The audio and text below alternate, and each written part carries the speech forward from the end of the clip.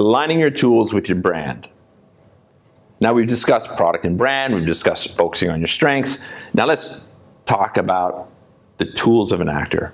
The picture, your headshot, your CV or your resume, and your demo reel. Are they aligned with what you represent? Now be honest, I did it for years. I thought I would always put my best work on my demo reel. It's just not the case.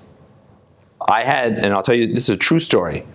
I had this demo reel that was put together, a couple great scenes, three great scenes. It was under 1.5 minutes to 2 minutes, which I always recommend for demo reels. And one of the scenes was from a short film that I did that traveled the world, was in Cannes Corner. I won awards for it in Los Angeles, all around the world. And I played a very depressed character. I shoot up a coffee shop and I'm eventually shot. Now, I was speaking with a major casting director and they asked me right out, why is that on your demo reel? And I said, well, it's award-winning, it's my best work. And she said to me, you're never getting cast as that, Randy.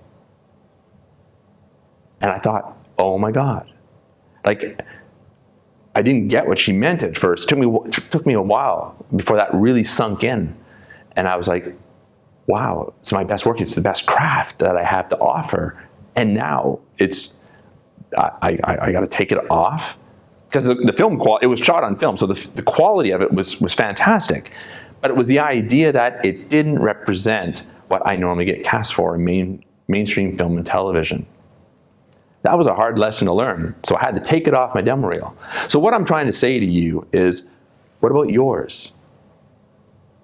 What roles, like I said, I'm a politician, I'm a businessman, I'm a professional, that's what I get cast as, that's what my headshot, my demo reel, and my resume all represent.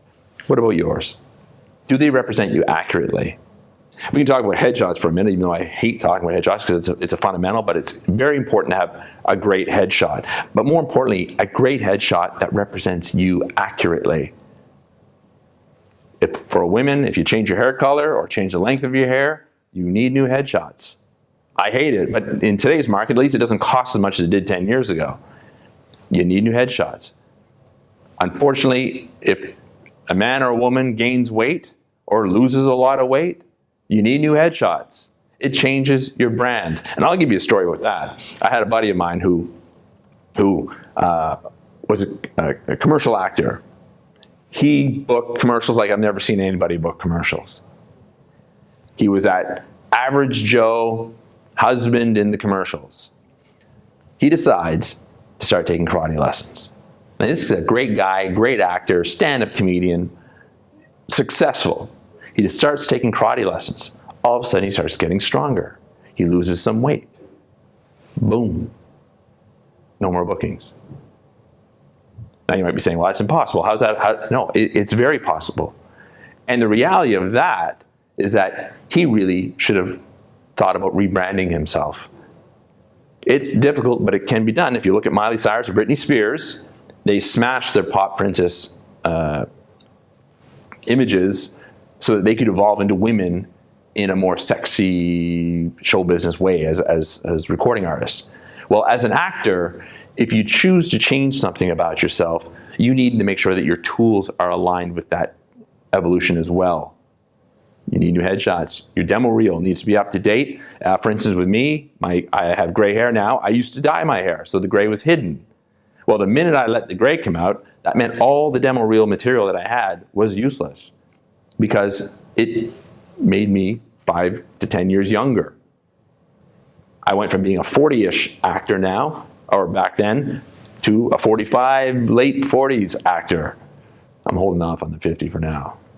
Anyway, my point is that it changed my brand. It changed what castings I would be sent out for, and it helped my career. It has made me an actor who's more in demand. And more importantly, people know how to categorize me. You see, all actors are typecast. You're going to be typecast whether you like it or not. So what I'm saying to you is, I want to give you the power to do that. And what I'm talking about is you are in complete control of how people perceive you. If you give them a crappy headshot, they're going to think of you as not very professional. If you mislead or misrepresent yourself in any way in your headshot, your resume, or your demo reel, then you're probably not going to get called in very often, because once you break the trust, that relationship that I keep talking about with casting directors and directors and producers, they're just never going to call you in again. There's always another actor.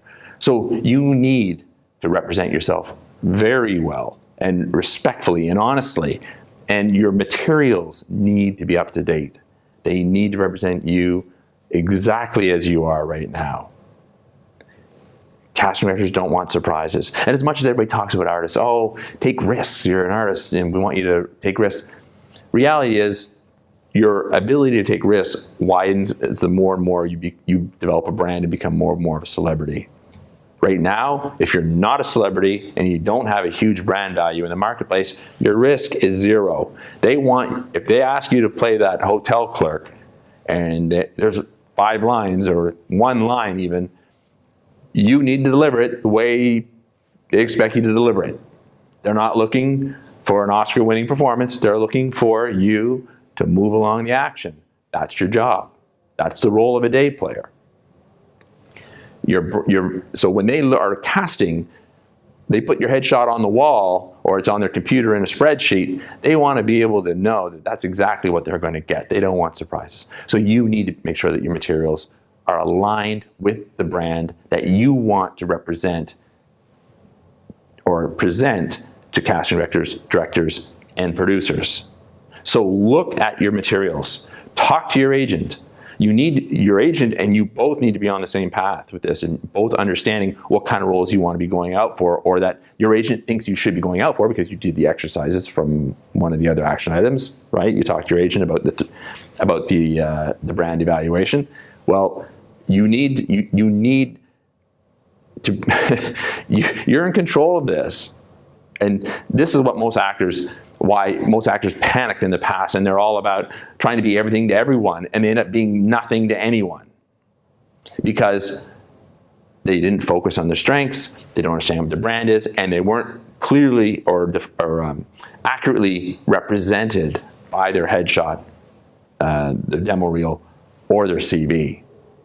So align your tools with your brand.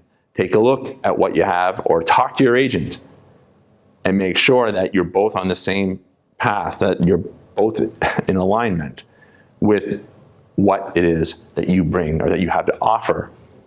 Make sure that they understand your strengths and that everything is in line so that there are no surprises. Because in this business, when it comes to business, people are adverse to risk. They want to know what they're getting. If you're not a star, you need to know, they want to know what they're getting, and you need to be able to truthfully present it and then deliver it when asked. That's what's going to make you a successful actor. A successful actor with a long-term career who's able to create career momentum and earn a living doing what you love. You can do it. Take a look at your materials and make sure they're aligned, and let's start building that career that you want. And remember, there's never been a better time to be in show business.